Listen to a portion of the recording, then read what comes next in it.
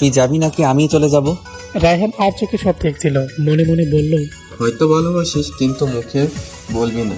চল আমিও যাব। বাসায় ফিরে রহিমা খালাকে এক গ্লাস পানি দিতে বলে। এক নিঃশ্বাসে পানিটুকু শেষ করে ফেলে। বুকের বাতাসটায় ও চিনচিন করে ব্যথা অনুভব করছে। এমন কেন হচ্ছে?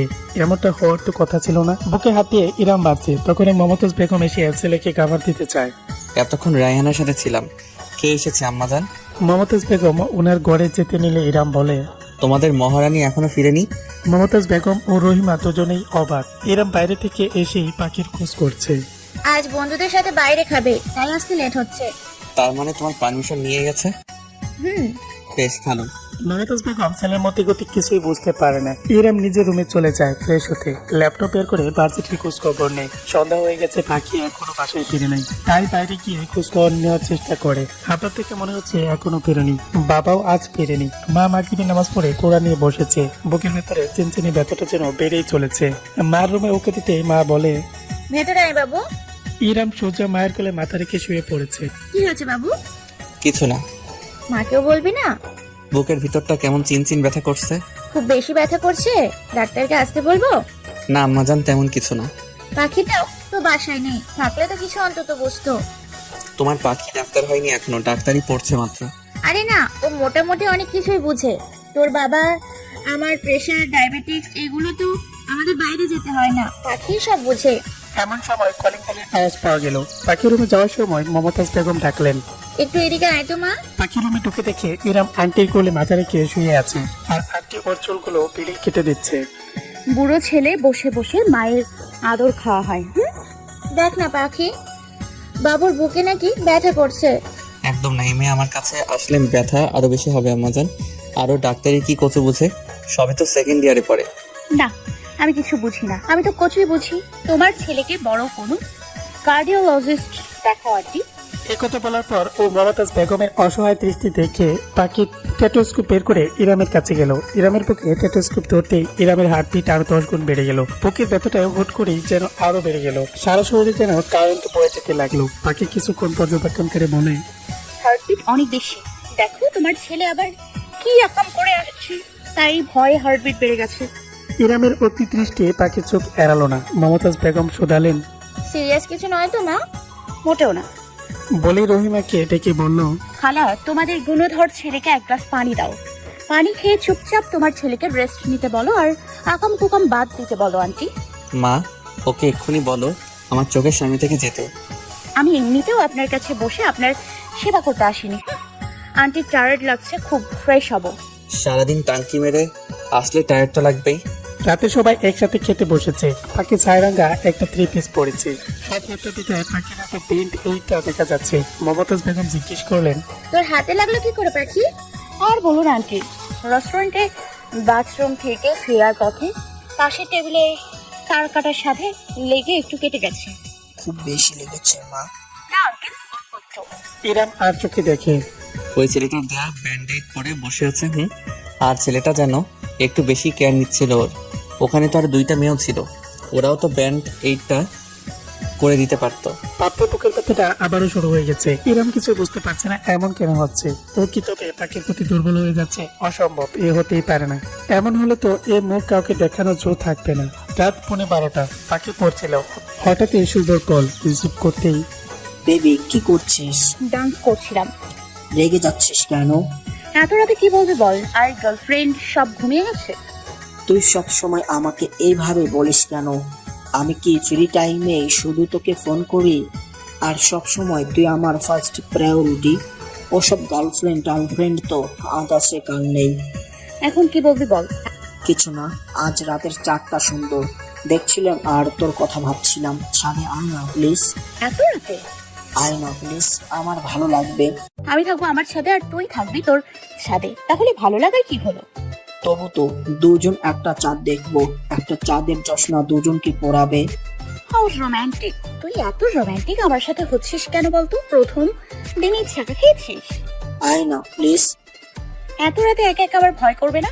ভয় কিসের? আমার সাথে কথা বলতে বলতে যাবি। ওকে, যাচ্ছি।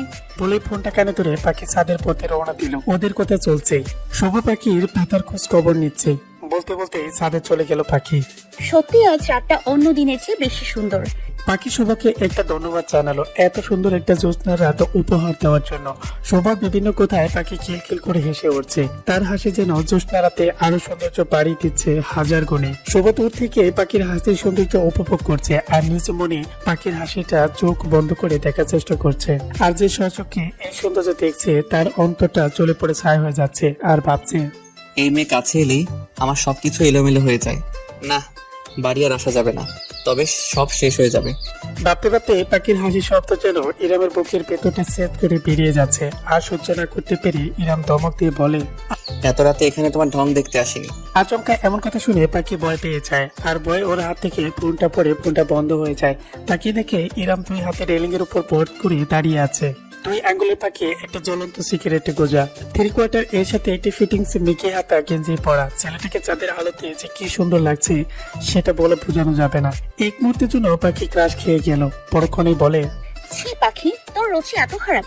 এমন একটা ফালতু ছেলেকে দেখে তুই ক্রাশ খেলি শেষ পর্যন্ত। ছি। পাখি ফোনটা তুলে যেই উঠতে যাবে তখনই একটা খাম্বার সাথে ধাক্কা খেলো। আর না, এ তো ইরাম। চলে যেতে নিলে এই কাতে হেক্সা টান দিয়ে ইরাম পাখিকে নিজের সাথে মিশিয়ে নিল। ওরা এখন এতটাই কাছাকাছি যে মাঝখানে সামান্য পরিমাণ জায়গাও ফাঁকা নেই। ইরামের গরম নিঃশ্বাস পাখির মুখে আছড়ে পড়ছে। পাখি সারা শরীর যেন কেঁপে উঠছে। ইরাম পাখিকে বুকের কাছে একদম মিশিয়ে নিয়েছে। নেশময় চোখে পাখির দিকে তাকিয়ে বলল, ছেলেটা কে ছিল? পাখি অবাক নয়নে ইরামের দিকে তাকিয়ে আবার চোখ বন্ধ করে নেয়, কারণ ও চোখে চাওয়ার সাহস পাখির নেই। মাদকতা আছে চাহনিতে। এই চোখে তাকাতেই সে বন্ধ হয়ে যাবে। কাপা কাপা গলায় বলে, কোন ছেলে? রেস্টুরেন্টে যে খুব যত্ন করে ব্যান্ডেড করে দিল। ফ্রেন্ড? শুধুই ফ্রেন্ড নাকি বয়ফ্রেন্ড? যাই হোক, তা আপনাকে কেন বলতে হবে? ইরাম হাতটা আরো শক্ত করে চেপে ধরে, ওখানে কি কোনো মেয়ে ছিল না? ওরা করতে পারতো না? লাগছে আমার, ছাড়ুন প্লিজ। ইরাম আরো চেপে ধরে আরেক হাতে বুকের বাঁ পাশটায় হাত দিয়ে বলে, আমার যে এখানটায় খুব লাগছে।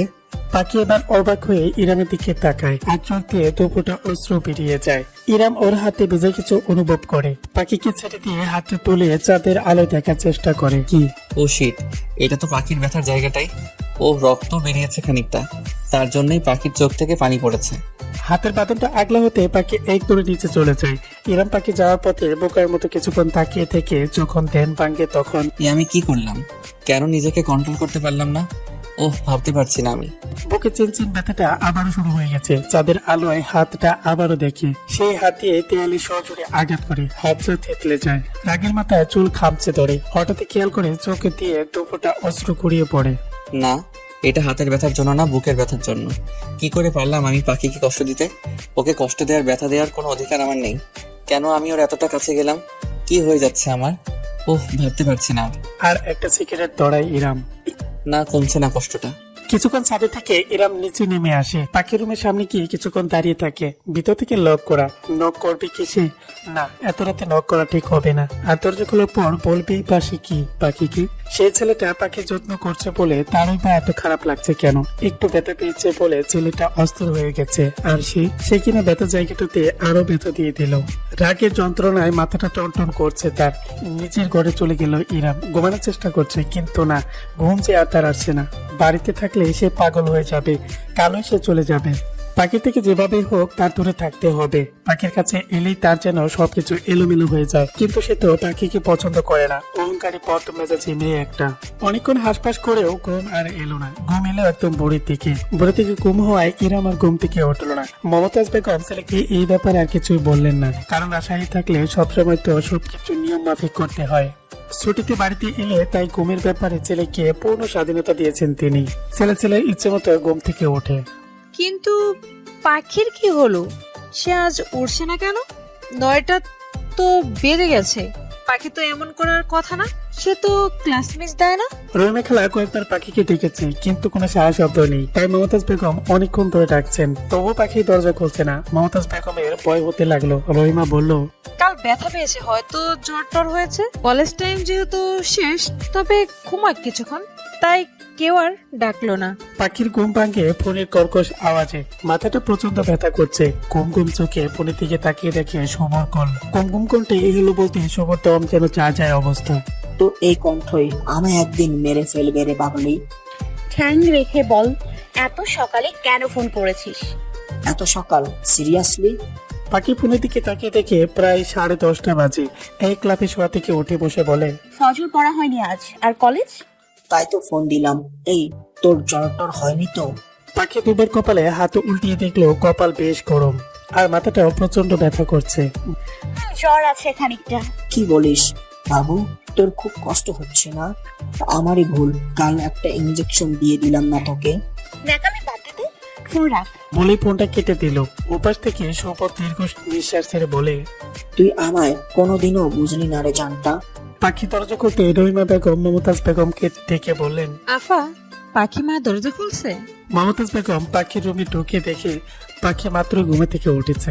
জ্বর হয়েছে মা তোর? হালকা একটু জ্বর আসছে আন্টি, প্যারাসিটামল খেয়ে নিলেই ঠিক হয়ে যাবে। আন্টি কপালে হাত দিয়ে, অনেক জ্বর তো তোর, তাড়াতাড়ি ফ্রেশ হয়ে নে, আমি নাস্তা পাঠিয়ে দিই।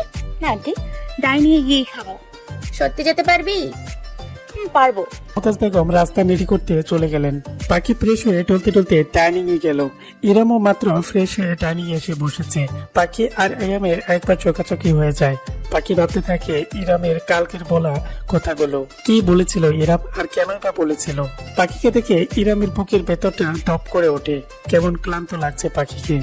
তুইও এসে গেছিস বাবু, দাঁড়া তোর নাস্তাও নিয়ে আসি। দুজনে নাস্তা দিয়ে মমতাজ বেগম পাখিকে খাইয়ে দিতে লাগলেন। ইরামকে বলল পাখির জ্বর এসেছে। ইরাম কাতর দৃষ্টিতে পাখির দিকে তাকালো, পাখিও তাকালো। পাখি ইরামের এই দৃষ্টির মানে বোঝার চেষ্টা করলো, কিন্তু পারলো না, তাই চোখ নামিয়ে নিল। মমতাজ বেগম বলে উঠলেন, বাবু তোর হাতে কি হচ্ছে? কিছু না আম্মাজান। বললেই হলো কিছু না, আমি স্পষ্ট দেখতে পাচ্ছি হাতটা থেতলে গেছে। মারামারি করেছিস কোথায়? কি যে বলো আম্মাজান, মারামারি করতে যাব কেন? মমতাজ বেগম অস্থির হয়ে গেছেন। আমার পাশের চেয়ারটা দে, আয় বাবু আমি খাইয়ে দিই। আরে না আম্মাজান, পারবো আমি। পারবি তা আমি জানি, তবু আমি খাইয়ে দিব তোকে। ইরাম কথা না পারিয়ে মমতাজ বেগমের কাছে চেয়ারটাতে বসলেন। মমতাজ বেগম পরম যত্নে দুজনকে খাইয়ে দিচ্ছে। এদিকে পাখি ইরামের হাতের দিকে তাকিয়ে ভাবছে, কাল রাতেও তো দেখলাম দুটো হাতই ভালো, এর মাঝে আবার কি হয়ে গেল? ভাবতে ভাবতে দুজনে আবার চোখাচোখি হয়ে গেল। আম্মাজান আমি আর চলে যাব। আজই? হুম, তুই না দুদিন পর যাবি বলেছিলি? কাজ পড়ে গেছে, ভর্তির ডেট দিয়ে দিয়েছে, তাই আজই যেতে হবে। আলহামদুলিল্লাহ বাঁচা গেল। ইরাম করুণ চোখে পাখির দিকে তাকালো। অন্য সময় হলে রাগের দৃষ্টি নিয়ে তাকাতো, কিন্তু আজ এভাবে তাকানোটা যেন পাখির ভেতরটা দুমড়ে মুচড়ে দিচ্ছে। সে তার বলা কথাতেই অনুতপ্ত হয়ে মনে মনে বলল, কি যে বলিস না পাখি, আমার ছেলেটাও আজ গেল, আবার কবে আসবে কে জানে। আমি তো শুধু অপেক্ষায় আছি, আমার বাবুটা আবার কবে আমার বুকে ফিরে আসবে। আম্মাজান এত সেন্টি হচ্ছে কেন? মাস্টার্সের টাইম একদম কম থাকে, তা দেখতে দেখতে শেষ হয়ে যাবে। শেষ হওয়ার সাথে সাথে আমি আমার বাবুর জন্য চাঁদের মতো ফুটফুটে একটা বউ আনবো। যত তাড়াতাড়ি বিয়ে দিয়ে দাও তোমার ছেলেকে, তবে রাস্তাঘাটে আর উল্টোপাল্টা কাজ করবে না। কি করেছে বাবু? তোমার ছেলেকেই জিজ্ঞেস করো, কি করেছিস রে বাবু? উল্টোপাল্টা মানুষের কাছে সব কাজেই উল্টোপাল্টা মনে হয়। তোদের কথার আগা মাথা কিছুই বুঝি না আমি। ওষুধ আছে নাকি এনে দিতে হবে জিজ্ঞেস করো ওকে। আন্টি তোমার ছেলেকে বলে দাও আমি একজন উঠবে ডক্টর। এসব জ্বর মাথা ব্যথার ঔষধ আমার কাছে থাকবে, এটাই স্বাভাবিক ব্যাপার। থাকলে খুবই ভালো, খেয়ে নিতে বলো।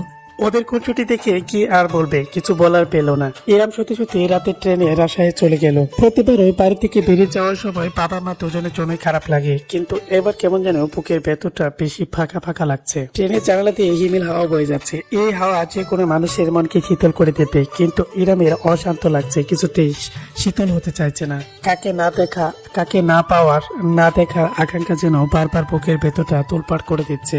শান্ত হওয়ার জন্য চোখ দুটো বুঝে নিল।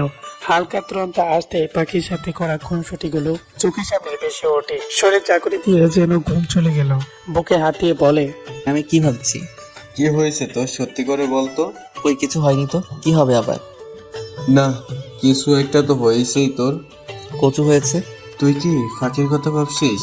পাগল তুই, আমি ওই মেয়ের কথা ভাবতে যাব কেন? অহংকারী একটা মেয়ে। আমার কেন জানি মনে হচ্ছে তুই ফাঁকিকে ভালোবাসতে শুরু করেছিস। সিরিয়াসলি তুই এই কথা বলছিস? সবটা জানার পর তুই কিভাবে এই কথা বলতে পারছিস? মানুষের জানাও মাঝখানে ও অনেক কিছু থাকে রে। হয়তো তুই ভালোবাসিস, কিন্তু তুই নিজে বুঝতে পারছিস না। ইরাম চলে যাওয়াতে পাখি নিজেকে স্বাধীন মনে হচ্ছে। ইরামকে তার মোটেও পছন্দ না। ফাজিল লুচু একটা ছেলে, এখন আমি আমার ইচ্ছে মতো বাসায় ঘুরে বেড়াতে পারবো। সন্ধ্যায় সবাই যখন একসাথে নাচা করছে তখন মোহাম্মদ বেগম আর আরমান সাহেবের মন ভীষণ খারাপ। পাখির চোখ আর এড়ালো না, সে মনে মনে খুশি হলে উন্নতির মন খারাপ থেকে পাখিরও খারাপ লাগছে। আহারে, দুই ছেলে বিদেশে থাকে, একটা যাও দেশে আছে, তাও আসে বছরে 2 বার।